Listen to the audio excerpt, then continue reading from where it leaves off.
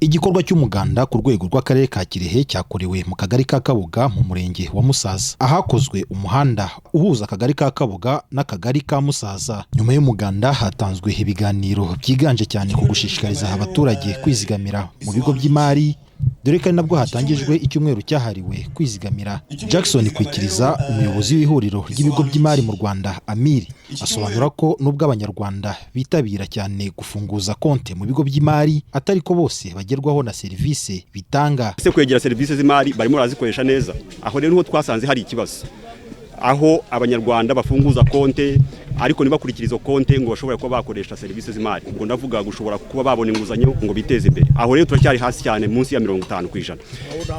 Icyo dukeneye gukora rero ni iki. Icyambere ni iki ngiki turimo hangaha. Ubukangurambaga abanyarwanda bagashobora kumenya serivisi ziri mu bigo by'imari, bashobora kugenda bakagana, bagashobora kuba babona inguzanyo cyangwa se bakizigamira. Ku buryo umunyarwanda wese bashobora kumenya ni icyo akora. Ni ubuhinzi, ni ubworozi, ni ikawa, ni ugutwara igare, ni moto, ni icyo akora. Ku buryo bahanga gashya wa munyarwanda akaza kuza akamenya neza aho akwiriye kujyana amafaranga ye akiteza imbere. Nubwo avuga ibi ariko bamwe mu baturage baha mu murenge wa Musaza bo bagaragaza ko bagifite imbogamizi z'ubukene zituma batizigamira. Ugomba kujya mu murenge sako ukagenda ugafunguza konte, wakorera amafaranga kwa muri twatundi wenda ucuruza, ukagera ugenda wizigama. Bikamarira kuko hari igihura n'ikibazo umunyeshuri bari kwiga, ukagenda ukazana ya mafaranga wizigamye ukabarihira umwana ku ishuri.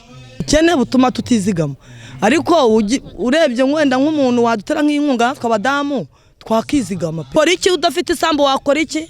Ndaza nkakukorera ukama igihumbi nkajya guhaha. Igihumbi wakizigama ngahe? Ubaka kanya ikiro cy'umuceri kirigura amafaranga igihumbi. Urava gukora uhita ugura cya kiro cy'umuceri cyangwa ukawunga uze utekera abana, wakizigama gute? Tuba mu makode inangana ugiye mu kibena, wamara kujya mu kibena ntago wavuga ngo uraguzamo 20,000 bazabiguhe, reka da bahita bavuga ati se nkuru uri mu ikode nitumuha 20,000 ejo akagenda akajya handi azatwishyura ayakuye. Ubwo rero ugasanga rwose ikintu cyo gutuma tutizigama nicyo ngicyo kitubera imbogamizi.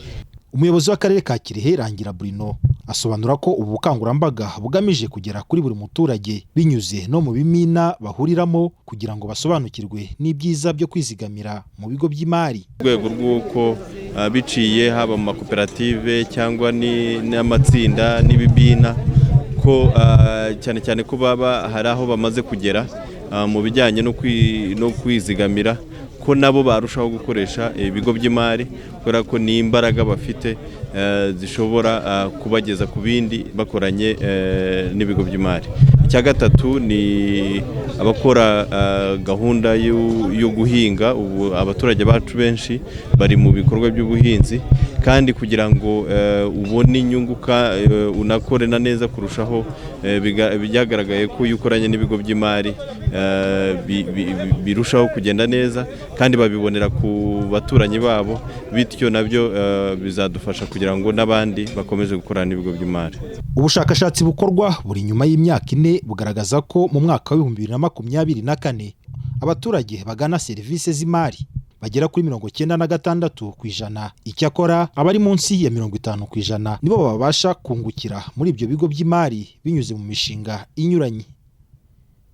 Kamarade Uwizeye mu karere ka Kirehe.